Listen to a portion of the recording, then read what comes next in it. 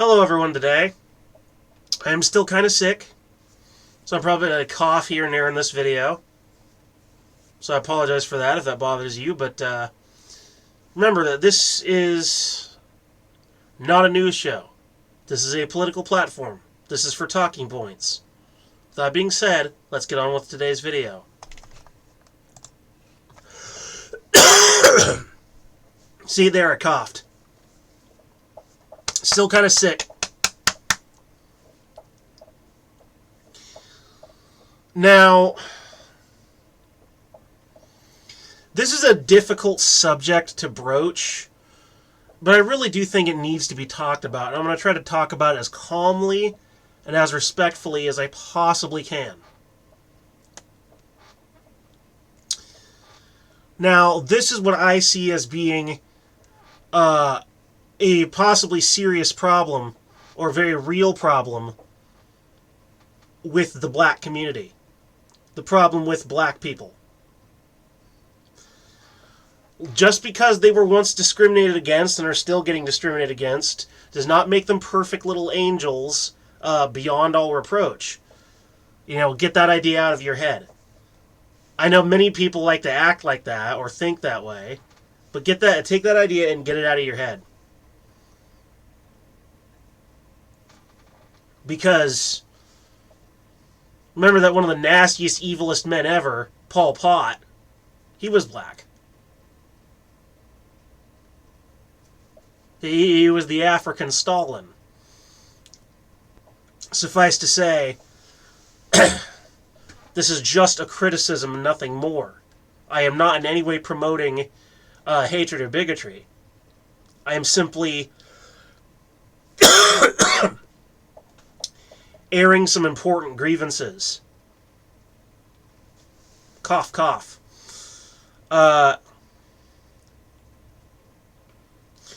Now, one thing I've noticed between black progressives and black conservatives is that the black progressives, so-called liberals, are some of the meanest, nastiest people alive, honestly. And I would suspect a lot of them actually being pretty prejudiced themselves, which would make any complaints about anyone else pretty hypocritical. Ultimately, they complain a lot. They like to portray this sort of victim narrative. They always like to try and point the finger, excuse me, right at white people and politicians. A sort of woe is me, poor me. And they get very mean and nasty about it. Whereas sort of the black conservative is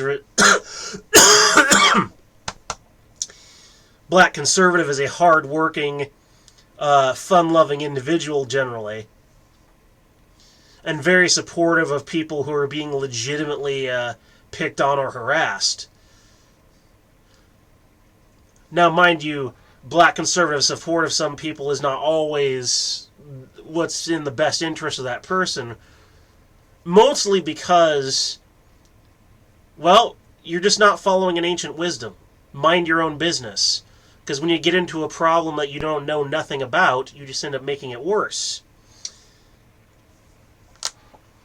And I like that black conservatives, or sometimes even Native American conservatives, will hop into an issue like that to support their fellow man, but could you maybe just try a little harder to know what you're doing before you do it? Just a thought, you know?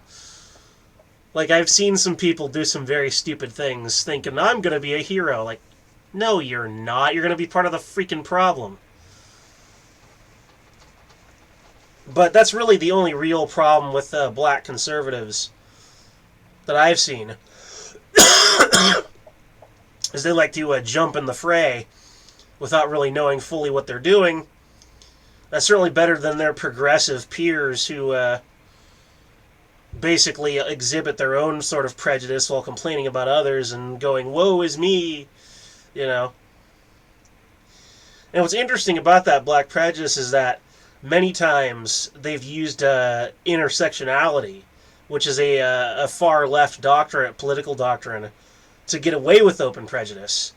There's this talking point, intersectionality, which says, racism is prejudice plus power, and you need institutional power to be racist, blah, blah, blah. Ergo, a black person can't be racist. Ergo, if they beat somebody up because of their skin color, or call them a name, or just make them fucking miserable, they can then literally just go, well, you know what, I don't have power, so I can't be racist. And they can use that to get away with it. And I can think of at least one instance where that was the case, where a black protester referred to an Asian police officer several times as a chink, which is an anti-Asian slur. And he then proceeded to use the good old intersectionality argument. I've seen a few other examples similar to that, but that's the one that really stood out in my mind because it was just so blatant.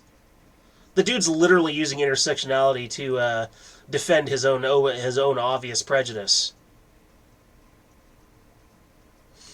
And there's many other prejudices that I've observed within the black community, especially on the internet, because what was it that Mike Tyson said? You can say things on social media that you wouldn't normally say in good life because they'd get you punched in the face. It's kind of like that, honestly. It's like, oh, I'm on social media, I can say this shit without consequence. Well, maybe there should be a consequence. Maybe there should be a digital punch you in the face button.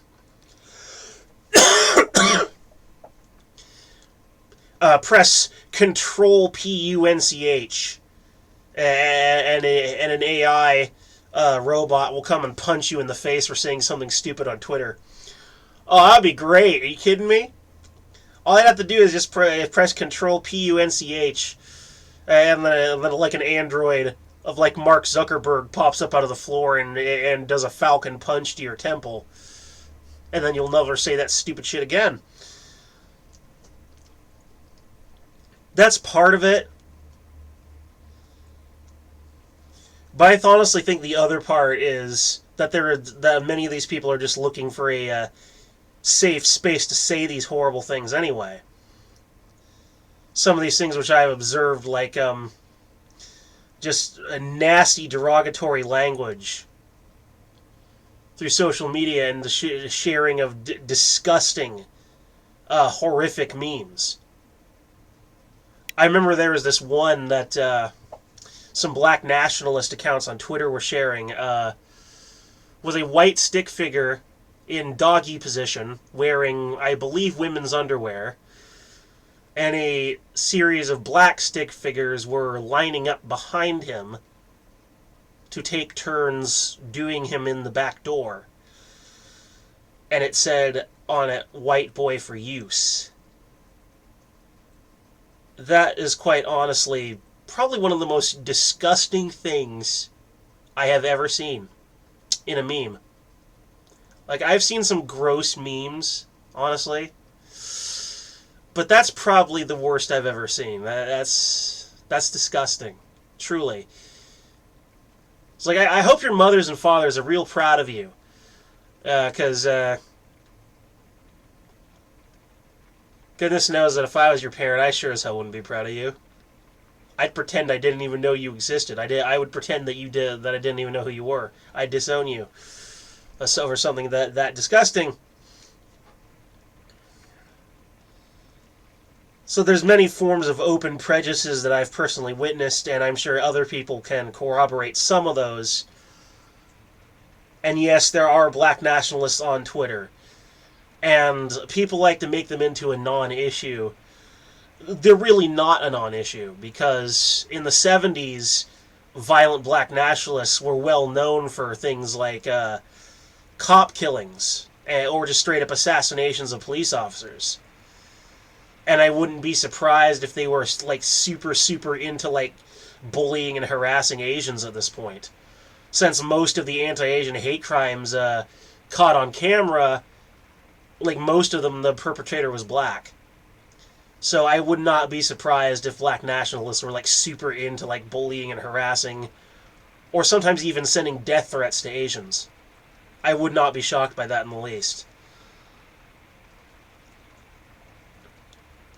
But there's plenty of mean-spirited dialogue out there that they direct towards white people and Jews, right? Louis Farrakhan is a major anti-Semite. He always does this thing where he'll use a placeholder word for Jew. So you know what he means by the surrounding context, but he uses a placeholder word. Like termite, I think is probably his most common one he uses, is termite. Saying that there's basically a secret cabal of Jewish people ruling the world, which is also a common conspiracy theory used by many white nationalists. Because it's the one thing that both black nationalists and white nationalists both have in common, is they hate Jewish people. And, when you really think about it, it's like, why do people hate Jewish people so much anyway? I'll admit I'm not a big fan of rabbinical Jews. That's mostly because of how they conduct themselves in religious discussions. They're not particularly respectful of any belief system that is not derived of the three main monotheisms. Basically, they're highly disrespectful and honestly just unnecessarily mean to the non-Abrahamist. But that's hardly worthy of just outright hatred. Or things like the Holocaust. It's like, I honestly feel like the Jews are probably the most persecuted of any people group anywhere in the world. You name me the race or the ethnicity that has been picked on more than the Jews. Or just straight up murdered wholesale. I mean, the Jews have got it so much worse than the rest of us, if you really think about it. But that's one thing all these racists have in common, is that they hate Jewish people.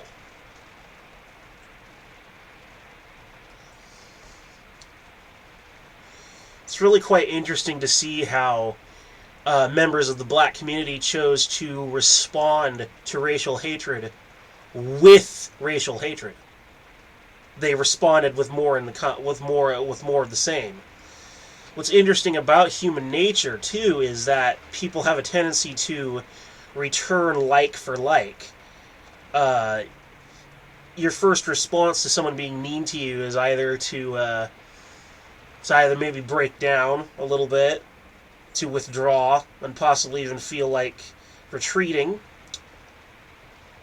But another equally common response is to return someone's meanness or unkindness with more of the same. Many people respond automatically that way. So many... Still sick. That's why many kids in schools will respond to insults with insults of their own. And then the cycle just keeps continuing. It's the same basic principle, only attributed to something more serious and more adult on a larger scale. Unthinking people will respond to hatred with more hatred. They'll be like, do you see what they just did to us? Right? We should get them before they do it again.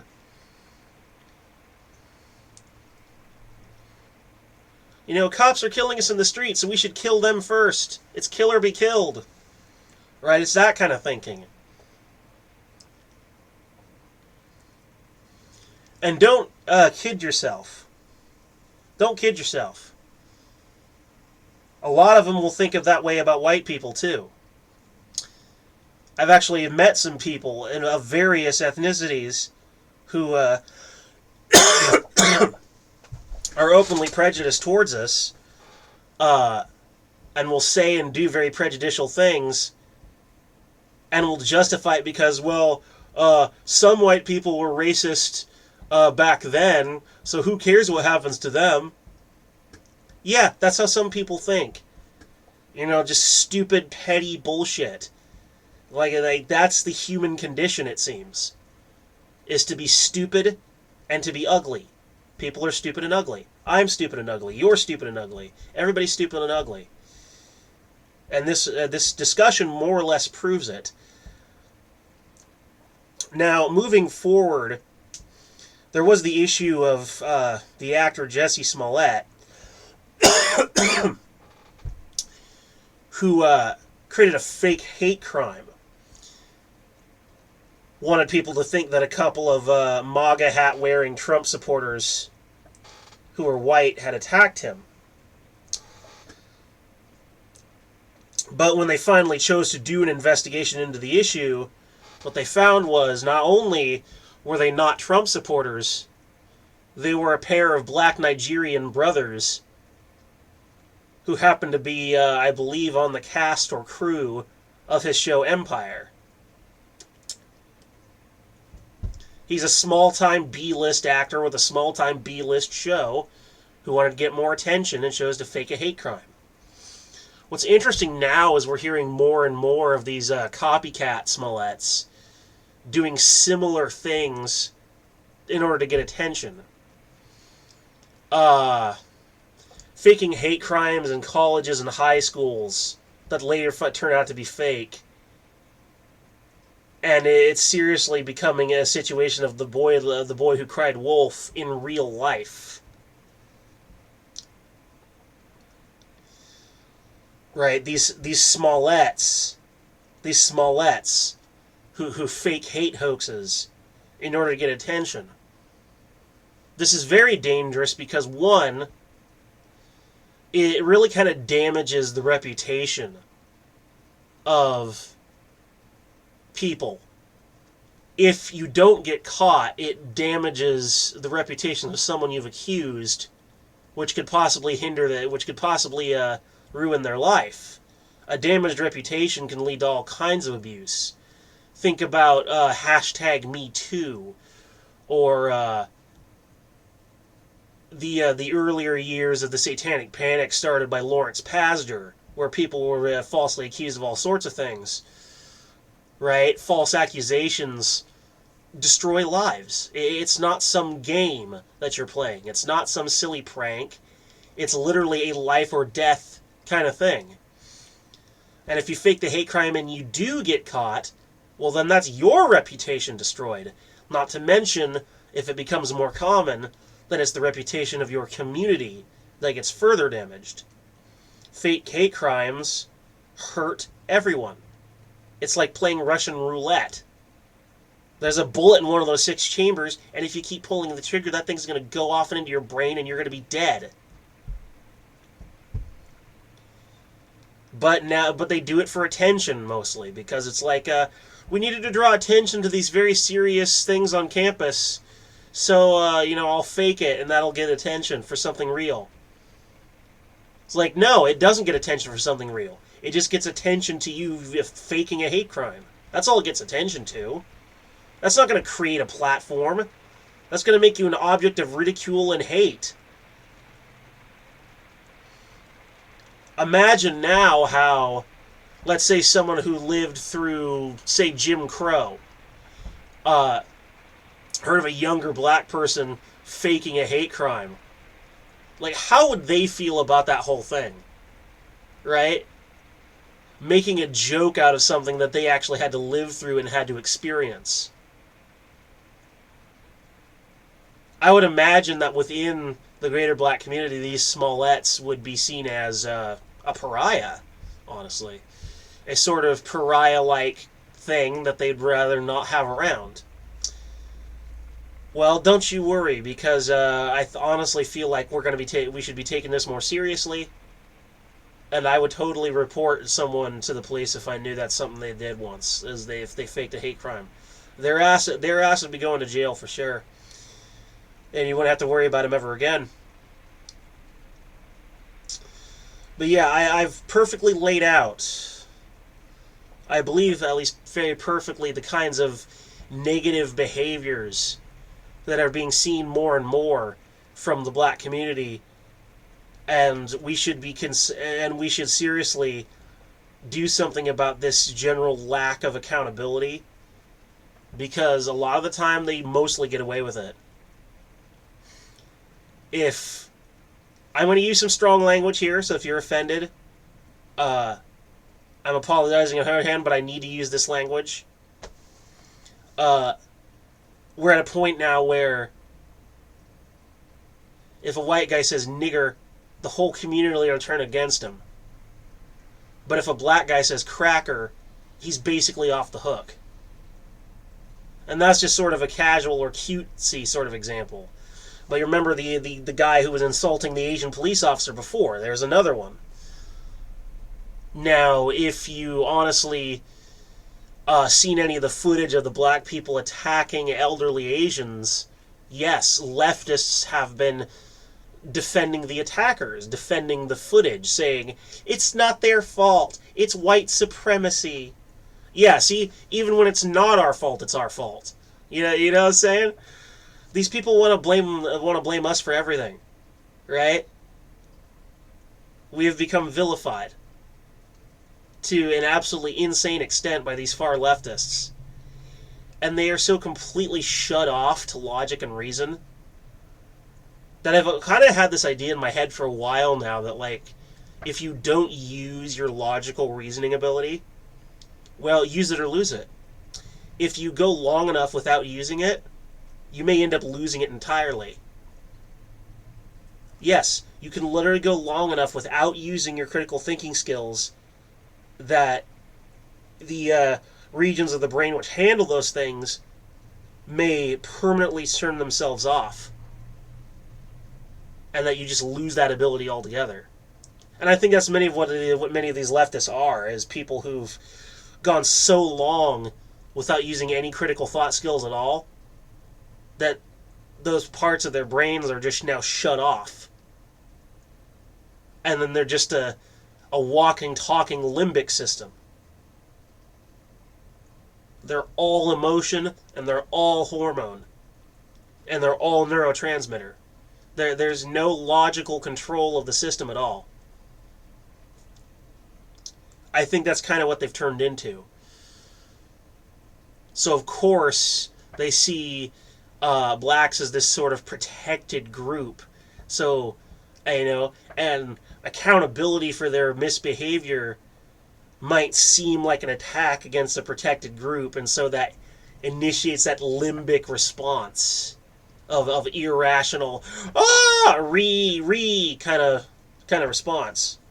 So they go reeing into the night because they don't have an active prefrontal cortex. So they're sort of like toddlers.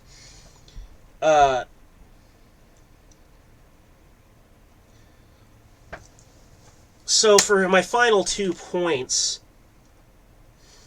I'd like to say that I think that Smollett's and black nationalists, like the cop killers and the ones exhibiting open racial prejudice on social media, should be put on permanent blast and just never let up.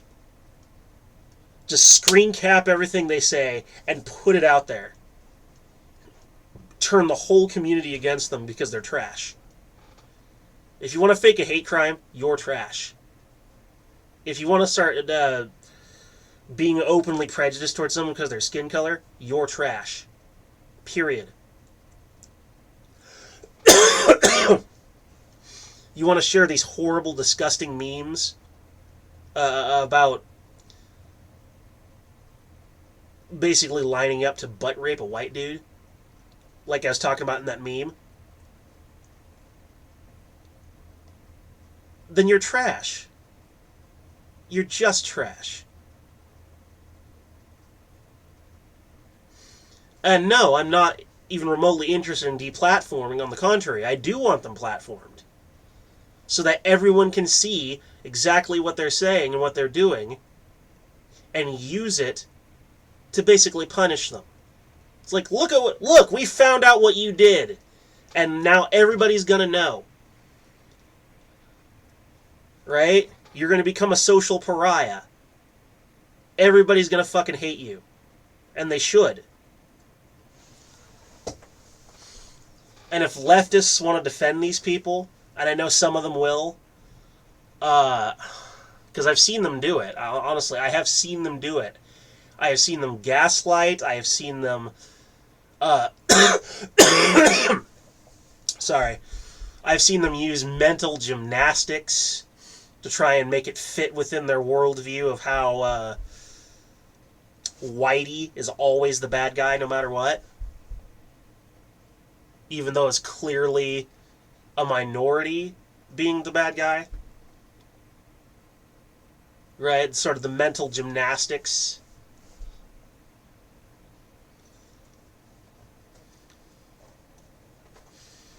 Yeah, we should put them on blast as well.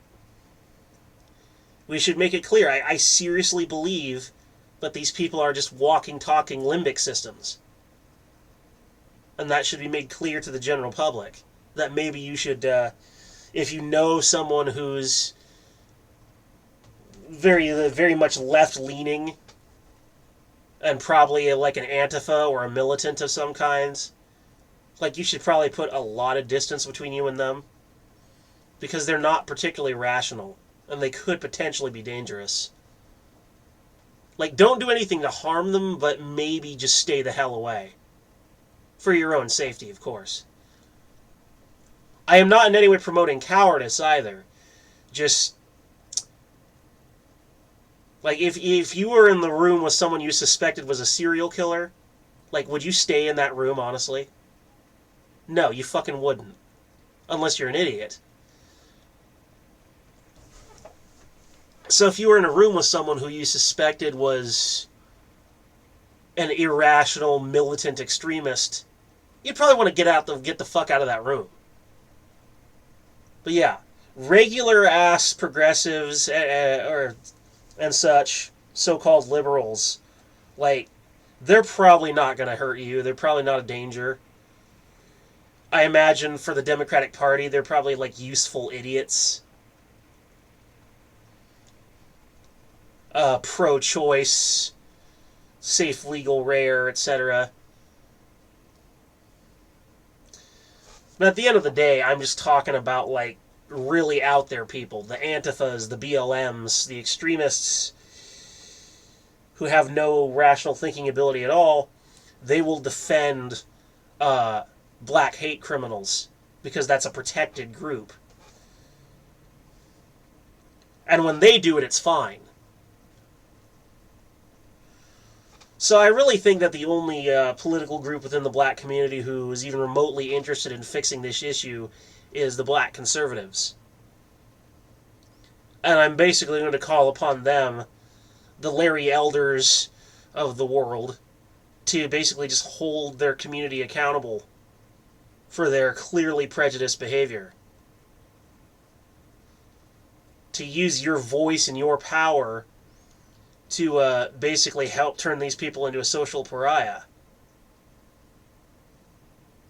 Just like how maybe the SPLC has done to many urban terrorist and racial groups. Like, I don't even support the ADL because the ADL has proven multiple times that they are not particularly competent, and that they've proven vulnerable to 4chan pranks and end up thinking that they were real when they clearly weren't. I mean, there was that thing where there was like bowl cuts and OK signs are symbols of white supremacy, which was literally just a 4chan prank. They literally found it on the message board. You never heard any of that from SPLC. Southern Poverty Law Center is literally the group that more or less defeated and severely shrank the KKK down to only 3,000 members nationwide. The SPLC is like comparing the ADL to SPLC is like comparing a man to a god. Right? SPLC is like a god compared to frickin' ADL. But if you can do like an SPLC style thing where you put hate crime like Smallettes and racist blacks in an SPLC kind of thing and just let everybody know, they'll be far less likely to speak out and to act that way and to be prejudicial.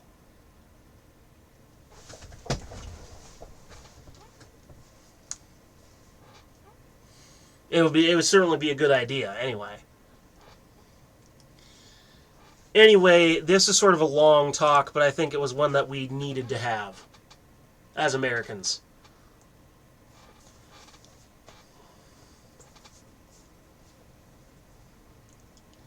Anyway, tschüss. Peace.